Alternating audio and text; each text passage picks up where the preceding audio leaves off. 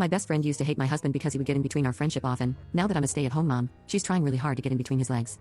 My husband, let's call him James, 26M, and I, 26F, have been together since our early teens, and we got married last year and have a 6-month-old daughter together. She is the light of both our lives as we both came from broken homes and are trying to live a better life than we grew up in. My best friend, let's call her Carla, 23F, came into the picture a few years later. We used to live in the same neighborhood and casually started to hang out together. She lives with both her parents and siblings as she is studying to get her bachelor's degree. At first, she didn't like James. She said that he was clingy and tried to insert himself into our friendship too much. Well, he is my husband, so I would hope that he wanted to be friends with my friends. Anyway, she was civil to him despite how he acted because he was my romantic partner.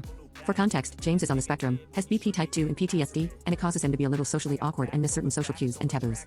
I love him regardless of it all. Over the last few years, we have been hanging out a lot more. She comes over for a few drinks, we go to movies, and even visit local attractions together. We all three have a good time, and my husband does try to make nights for just the two of us often too.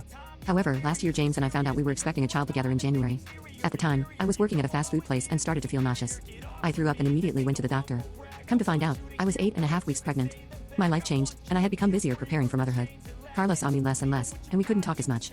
James and I got married almost a month and a half after discovering we were going to become parents. That's when our dynamic changed. Lately, I've been trying my best to juggle being a stay-at-home mom while taking online courses for college, so I've been super busy. One day, James gets a text, and it's from Carla. She asks if they can talk, as she was upset. He took the phone call despite me protesting, and a few minutes later said, "Hey, we need to go get Carla. Her father is picking a fight with her."